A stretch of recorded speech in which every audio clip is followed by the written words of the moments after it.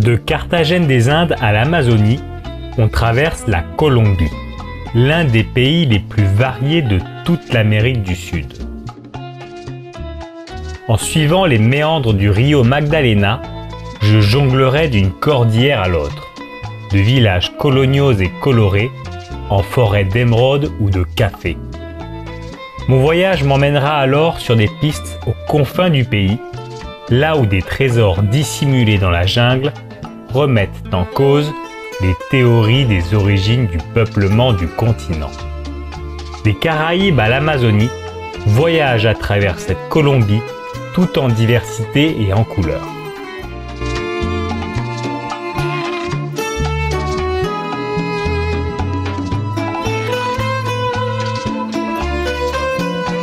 Je suis allé chez King Elizabeth National Park, Kurdistan irakien, à Isfahan, dans le Wadi Rum.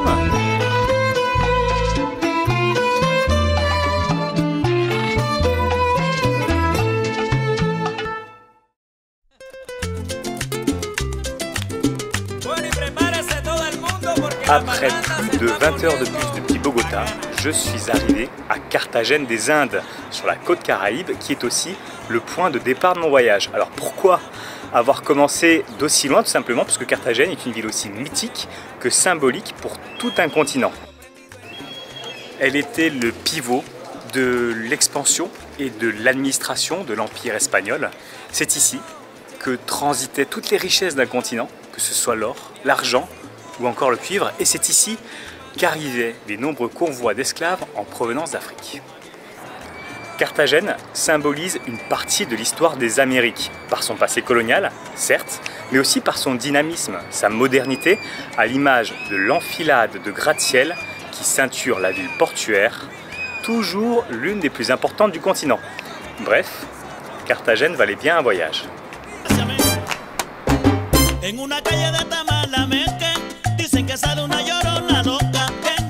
Je ne m'attarde pas à Carthagène, car enfin, je peux commencer mon voyage à vélo. Au sud, je quitte la route principale pour suivre les méandres du Rio Magdalena. Au cœur de la plaine, le fleuve qui parcourt toute la Colombie se scinde et se perd de marais en canaux. J'atteins mon poste, petite ville paisible et coloniale posée sur ses rives.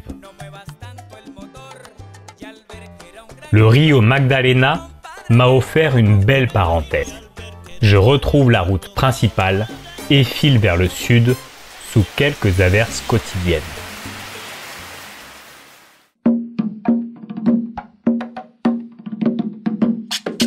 Dans les montagnes de la région du Santander, les petites routes se transforment en pistes et traversent une région sauvage, creusée par les canyons et parsemée de quelques belles fincas.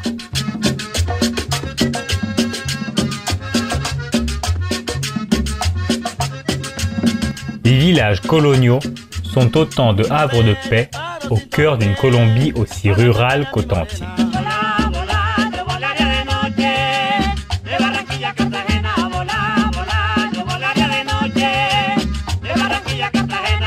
Après une semaine de plaine, je suis entré dans les montagnes de la région du Santander. Alors, entre canyons et plateaux, c'est ici que se trouvent quelques-uns des plus beaux villages de toute l'Amérique du Sud. Et Barichara, où je me trouve actuellement, en est le plus emblématique.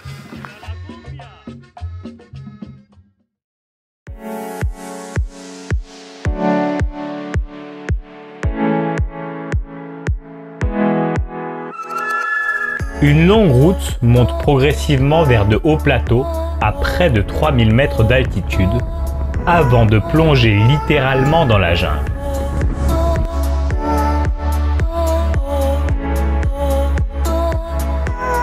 Dans ces paysages mystiques, les nuages s'accrochent aux montagnes.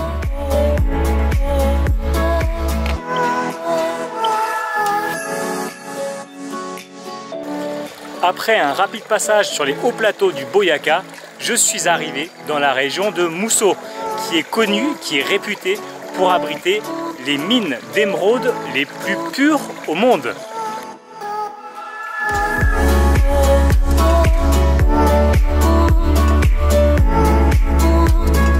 Les mines d'émeraude de Muso sont exploitées depuis près d'un millénaire. Des mines situées au cœur des montagnes, entre une jungle fluorescente et des rivières de boue.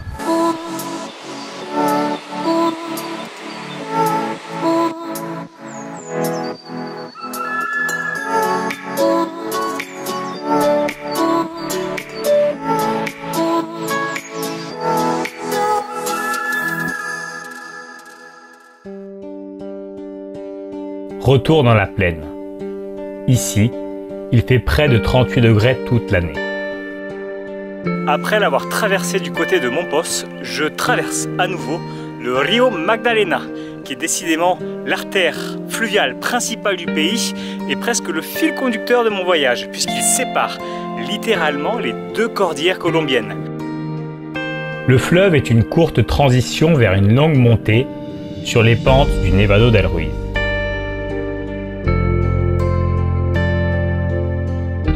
Près de 85 km d'ascension pour atteindre les quelques 4000 mètres d'altitude.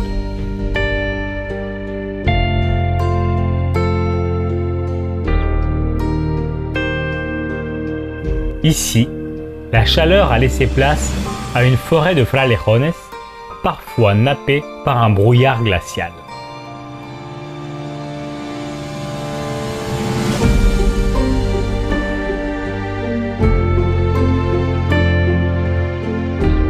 Les eaux qui s'échappent des flancs du volcan offrent une symphonie de contrastes.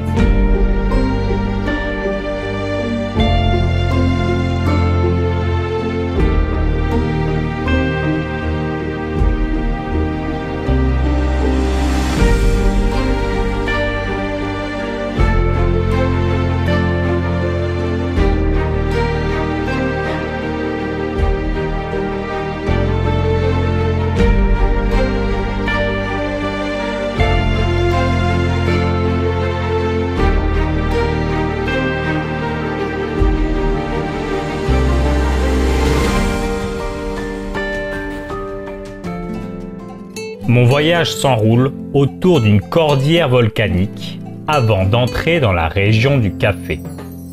Une région qui semble graviter autour du village touristique de Salento.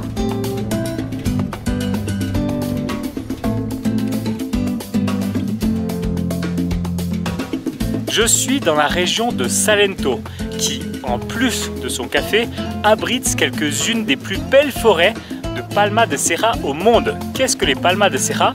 Ce sont, derrière moi, ces palmiers de montagne qui sont parmi les plus hauts au monde. La Colombie abrite l'essentiel de ces forêts et ici on en trouve la plus grande concentration du pays. C'est vous dire.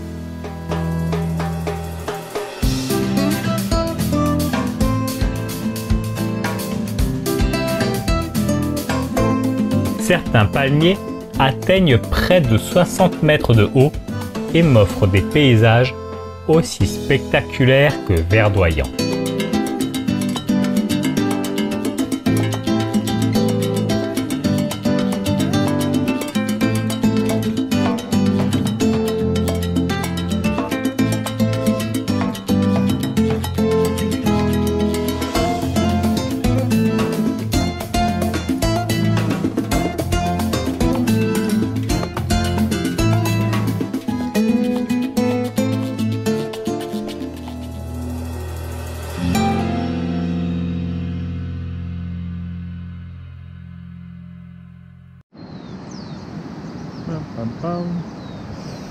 Baños termales del Cerro Machín. On est pas loin du Nevado del Ruiz, donc du volcan, donc on a forcément des eaux thermales.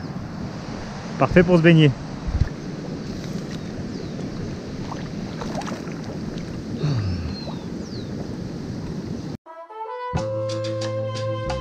Je retrouve pour la troisième et dernière fois les rives du Rio Magdalena. Puis mon itinéraire s'échappe hors des sentiers battus et traverse à nouveau les montagnes de la Cordillère orientale jusqu'aux plaines de l'Amazonie.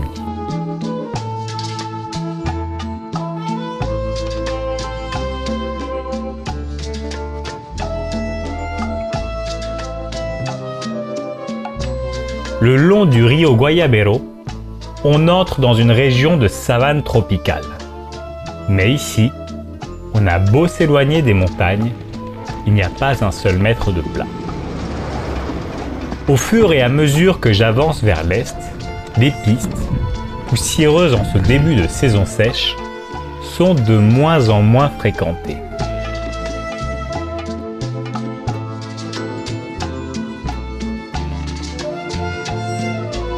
Ici, zéro touriste.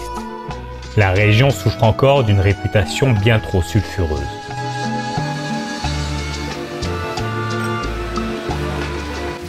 Et la route de l'Émeraude a laissé place aux pistes de la coca. Pour rejoindre la région du Guaviare, je traverse une région de savane tropicale, très reculée et surtout avec des petites pistes très peu fréquentées. Alors aussi loin de tout, pas étonnant que l'on y cultive encore de la coca. Et inutile de vous dire qu'ici, elle ne sert pas qu'à faire des infusions ou des bonbons. La zone est d'ailleurs encore habitée par des milices type FARC et bien que la paix ait été signée, elle demeure ici particulièrement fragile.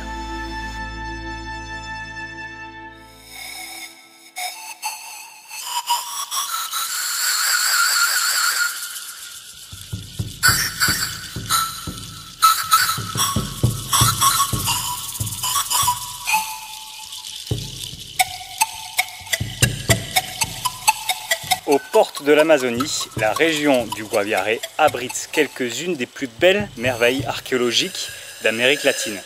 Des peintures rupestres qui parsèment la jungle.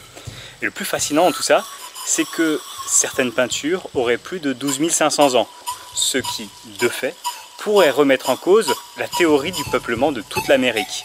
En effet, comment pourrait-on traverser en même temps le détroit de Bering et vivre à plus de 10 000 km de là, dans la jungle amazonienne? Bref, à travers ces peintures, c'est toute l'histoire, toute la préhistoire de l'Amérique qui s'exprime.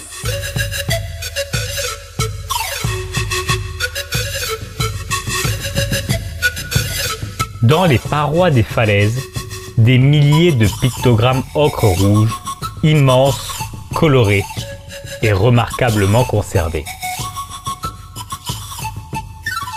Depuis la nuit des temps, les peuples amazoniens nous illustrent leur mythologie. Ces peintures rupestres ont été découvertes il y a quelques décennies seulement.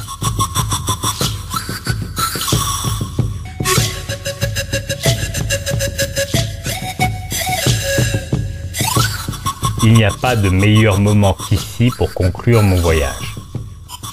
Un voyage tout en diversité. Car la Colombie rassemble tous les atouts du continent. Dans ce pays vibrant et coloré, on a toujours un pied dans les Andes, l'autre sur la côte caraïbe. Et entre les deux, des villages coloniaux, des forêts tropicales, fluorescentes ou émeraudes, qui s'étendent jusqu'à l'Amazonie. Le tout baigné dans un cariño inégalable. Alors on s'émerveille de cette Colombie qui, après tant d'années d'ombre, retrouve enfin la lumière.